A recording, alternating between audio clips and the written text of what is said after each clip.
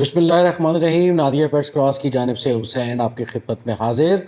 आज बहुत ही important video के साथ, जब आप बिलियन डॉलर्स की बर्ड फार्मिंग स्टार्ट करना चाहते हैं तो उसको प्लान कैसे करें। जैसा कि हम अक्सर बताते हैं कि बर्ड फार्मिंग इस टाइम दुनिया में वॉल्यूम के हिसाब से सेकंड रैंकिंग का बिजनेस है। इसमें दूसरे नंबर का बिजनेस जिसमें दुनिया का सबसे ज़्यादा पैसा दुनिया अर्न कर रही है। तो आज की वीडियो हम इस इम्पोर्टेंट पहलू के ऊपर रोशनी डालेंगे कि बिलियन डॉलर्स की बर्ड फार्मिंग स्टार्ट करने के लिए आपको क्या करना चाहिए, किस तरह प्लान करना चाहिए, किस तरह एग्जीक्यूट करना चाहिए। इन गाइडलाइंस के ऊपर आप नहीं चलते तो किसी भी तरह की बर्ड फार्मिंग में कामयाबी नहीं मिलेगी। और फिर अक्सर लोग ये गिला करते, आपने देखे होंगे कि मोर्टेलिटी की वजह से उनको बहुत ज़्यादा लॉस हुआ। और अगर मोर्टेलिटी से बचना है तो आज की वीडियो को आप अपने पास सेव भी कर सकते हैं, रिकॉर्ड कर सकते हैं। जैसे जैसे आप बर्ड फार्मिंग में आगे बढ़ते जाएं, आप इस वीडियो के कंटेंट से अपनी गाइडलाइन लेते जाएं। अभी मैं एक एक करके उन तमाम इम्पोर्टेंट चीज़ों का अहाता करूंगा जो कि एक बेसिक लेवल से, जब आप बर्ड फार्मिंग स्टार्ट करना चाहते हैं और इसको मिलियन डॉलर्स का बिजनेस बनाना चाहते हैं, तो यही अवामिल हैं जिनके ऊपर अमल पैरा होके ही आप कामयाबी की सीढ़ी चढ़ सकते हैं और अपनी मंजिल को पा सकते हैं। बड़ा सोचें मगर छोटा करें।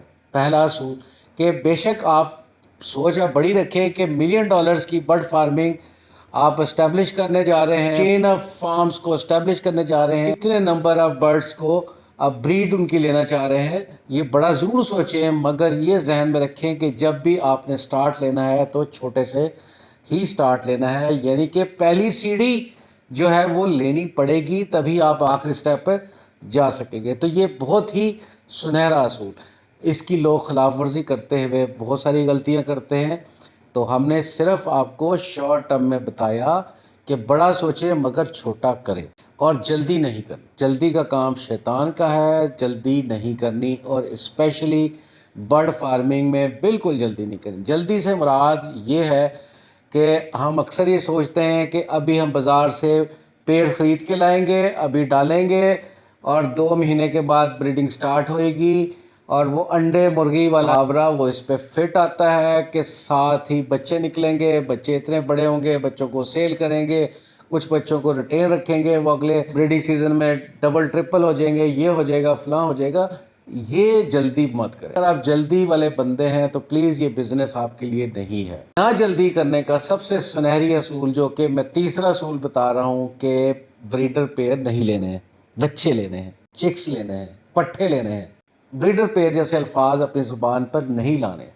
किसी दुकान पर जाके आप ना कहें कि हमें ब्रीडर पेयर चाहिए, कोई ब्रीडर पेयर नहीं आपको देगा।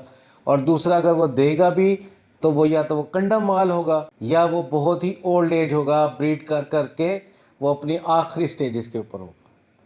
तो इससे अवॉइड करने का सिर्फ़ और सिर्फ जेन्युइन चीज़ लेने का एक ही तरीका है कि ज़्यादातर आप पट्ठे उठाएं। हाँ, पट्ठे उठाकर थोड़ा सा आपको इंतज़ार करना पड़ेगा, लेकिन आपको बताऊं ये फ्यूटाइल नहीं होगा, क्योंकि इतना इंतज़ार तो आप ब्रीडिंग पेयर भी जब डालते हैं तो तब भी आपको उनकी बॉन्डिंग बनने में कुछ अर्सा तो दरकार होता है। तो जितना अरसा बॉन्डिंग बनने में दरकार होता है, उतने अरसे में जो पट्ठे हैं वो बड़े हो जाते हैं। तो तीसरा गाइडलाइन के पट्ठों पर इंसिस्ट करना है। और अगर आप ओल्ड फार्मर हैं तो आप पे किसी लेवल से भी स्टार्ट कर सकते हैं, लेकिन अगर आप बिगिनर हैं तो प्लीज़ 1-2 पेयर से ही स्टार्ट करें। और जब भी आप किसी परिंदे को बाज़ार से या किसी फार्म से लेकर आते हैं तो उसको क्वारंटाइन, अब क्वारंटाइन की टर्मिनोलॉजी से तो सारे वाकिफ़ हैं, कोरोना की वजह से इनको समझ आ गई है। तो परिंदों को भी क्वारंटाइन, क्योंकि ये अपने साथ बीमारी लाते हैं, तो प्लीज़ बाकियों के साथ इनको मिक्स नहीं करना। इनको भी आपने तकरीबन 7 दिन का क्वारंटाइन लाजमी देना है। कोरोना में 14 दिन का है तो इस पर 7 डेज़ का है। और इसके साथ आपने ये भी याद रखना है कि वेट को नहीं आने देना। कोशिश करनी है अपने साथ, अपने फार्म पे वेट को ना आने दें, क्योंकि वेट जो है वो फार्म दर फार्म जाता है, तो हर फार्म की बीमारियां जो है वो अपने साथ जो है वो कोई उसके जर्म जो है स्किन के ऊपर उसके चिपक जाएगा, कोई कपड़ों पे चिपक जाएगा, कोई बालों में चिपक जाएगा और वो कोई जूतों में चिपक जाएगा। और जब वो आपके फार्म पर आएगा तो वो ज़रूर अपने साथ बीमारी लाएगा। और इसके साथ जो हाइजीन और सैनिटेशन है कि आपने सफाई सुथराई का, चूने का इस्तेमाल वो लाजमी करें। कोई विज़िटर से तो अदरवाइज़ अवॉइड करें। कोई पाँव जब अंदर आए आपके फार्म के अंदर तो वो चूने में लग कर आए, तो चूना जो है वो जरासीम का आशय है, तो जरासीम को वो मार देता है। तो ये आपने ज़रूर कोशिश करनी है। और पानी जो है, एक तो पानी के बर्तन और खाने के बर्तन उनको लाजमी धोना है, ये भी हाइजीन सैनिटेशन का हिस्सा है। और पानी को तब्दील भी करना है, डेली ताज़ा पानी, स्पेशली गर्मियों में आपने 4 से 5 दफ़ा पानी को तब्दील करना है।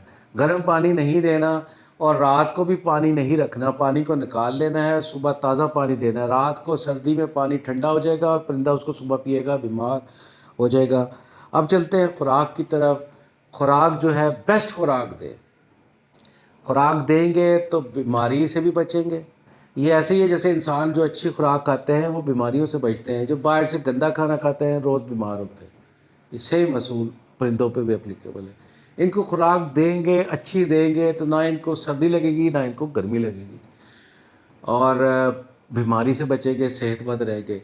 और दवाइयों का इस्तेमाल कम से कम, बल्कि मैं कहता हूँ कि बग़ैर दवाइयों, क्योंकि दुनिया में भी नया कॉन्सेप्ट है बग़ैर मेडिसिन के, जो है जैसे ऑर्गेनिक फसलों में आ गया कि बग़ैर खाद के, इसी तरह बग़ैर दवाइयों के जो बर्ड्स फार्मिंग है वो दुनिया में इमर्ज हो रही है एज ए न्यू डिस्कवरी।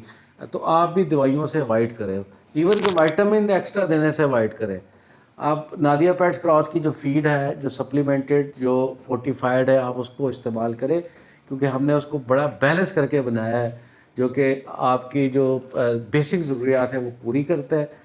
और ख़ाली ग्रेन्स ना दें, उसमें हमने उसको फोर्टिफाई किया है, वो आप ट्राई कर सकते हैं।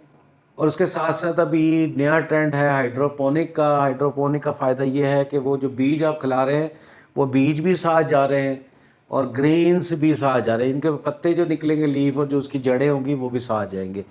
तो ग्रीन्स लीव्स का भी उसकी रिक्वायरमेंट पूरी हो रही है और सीड्स की रिक्वायरमेंट भी पूरी हो रही है।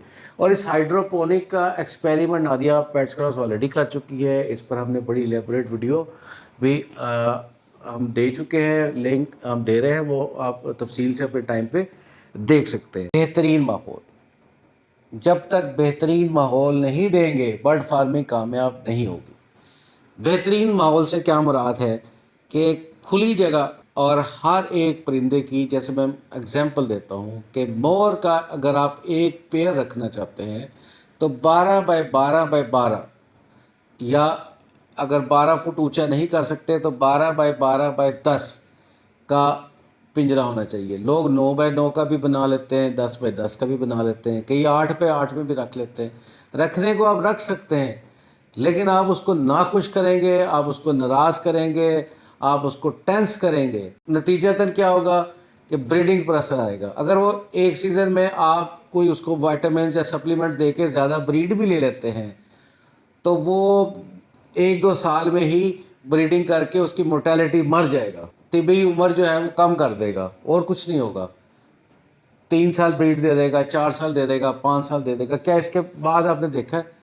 और जितनी केयर करेंगे उतनी दुआ भी मिलेगी और परिंदे खुश रहेंगे, ज़्यादा अरसा वो आपको आपको और आपके बच्चों को भी वो रिजल्ट देते रहेंगे। Air circulation very important, very important. चारों तरफ से हवा जो है वो आनी चाहिए। पाकिस्तान में हवा का जो असूल है वो, पाकिस्तान में नॉर्थ शमाल से हवा चलती है, जुनूब की तरफ जाती है, लेकिन ये 4 महीने के लिए एप्लीकेबल है।